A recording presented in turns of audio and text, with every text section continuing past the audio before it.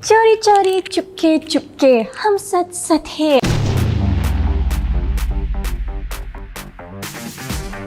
Hai, Assalamualaikum semuanya. Annyeonghaseyo yorobun. Saya cuma host anda untuk Boom Expose. Jadi hari ini saya tak akan bawa anda ke dalam Malaysia. Saya nak bawa anda terbang menjauh ke sana, iaitu ke dunia Bollywood. Curi-curi, cupke-cupke, hum sat-sat hai. Siapa lagi kalau bukan bintang filem terkenal Bollywood, iaitu Salman Khan. Baru-baru ini beliau dikatakan dipatuk ular. Oh, what's happening? Difahamkan yang Salman Khan ni dipatuk di bahagian tangan.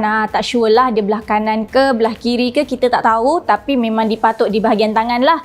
Menjerit-jerit dia minta tolong. Dan dikejarkan ke hospital untuk mendapatkan rawatan. Dan Alhamdulillah, selepas dia kena patuk dan dikejarkan ke hospital, lepas dia dapat rawatan, beliau berada dalam keadaan yang stabil. Syukurlah ular tu tak berbisa. Kalau berbisa dah lain cerita dia pula kan. Salman Khan ni dia kena patuk sewaktu dia berada di rumah ladang. Buat apa dia kat rumah ladang tu? Untuk menyambut Christmas. Sekarang bulan 12 kan, hujung bulan 12 orang sambut Christmas. So dia pun ke rumah ladang untuk menyambut Christmas bersama dengan keluarga. Kot-kot lah ada yang tanya kenapa celebrate kat rumah ladang kan.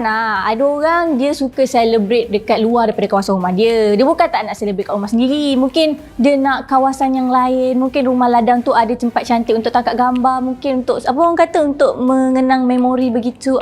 Begitu begini. Lepas dia menerima rawatan daripada hospital, akhirnya Salman Khan dapat discharge daripada hospital tersebut. Kebetulan lepas je dia discharge, esoknya birthday pula. Celebrate birthday lepas discharge. Gitu. Apa-apa pun kita mendoakan kesihatan yang baik buat Salman Khan.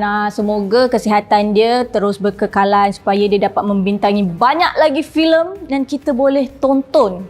Jadi macam story I kali ni, suka ke tidak? I bukan bawa you guys dalam Malaysia tau. Kita terbang ke Bollywood. Bukan selalu-selalu ya saya nak bawa you guys terbang-terbang jauh ni. Kalau korang suka, jangan lupa untuk follow kami di semua social media. Kita ada Facebook, Twitter, Instagram dan TikTok. Follow kami supaya korang tak terlepas any news dari kami. Dan kalau korang suka video ni, janganlah lupa untuk like, lepas tu komen dekat bawah dan share juga dekat family, kawan-kawan semua. Tengok video ni untuk tambah view. Jadi sampai di situ sahaja. Kita jumpa lagi di video akan datang. Saya Cema. Bye-bye. Annyeong.